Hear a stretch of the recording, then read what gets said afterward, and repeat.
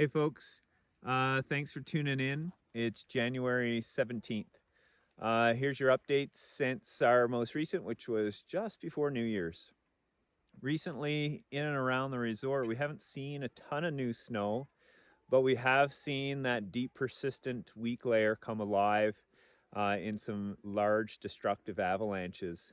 The interesting thing to note here is that at least a couple of those releases were on slope angles as low as 27 degrees. And we've been seeing failures up to size 3 on that layer. We do have a couple other layers that we're watching in the snowpack closer to our feet. Early in January, a new surface ore layer is buried. Right now, there's not a lot of snow on top of that one, so not posing a significant concern. But that layer is still intact as visible surface ore.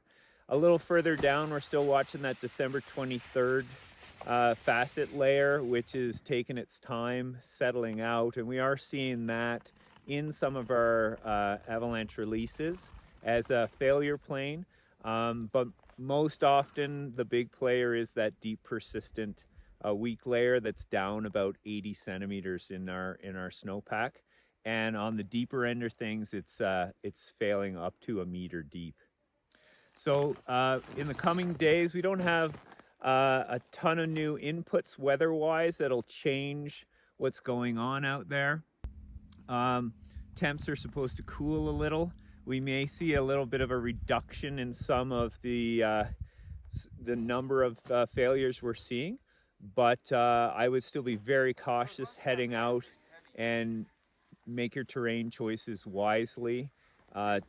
Ski tracks on a slope are definitely not an indicator that the slope is safe this year, and I'd be very cautious if you don't know how consistent the snow distribution is on the slope.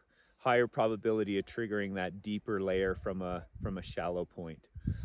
As always, thanks for tuning in, and be safe out there. We'll talk to you again soon.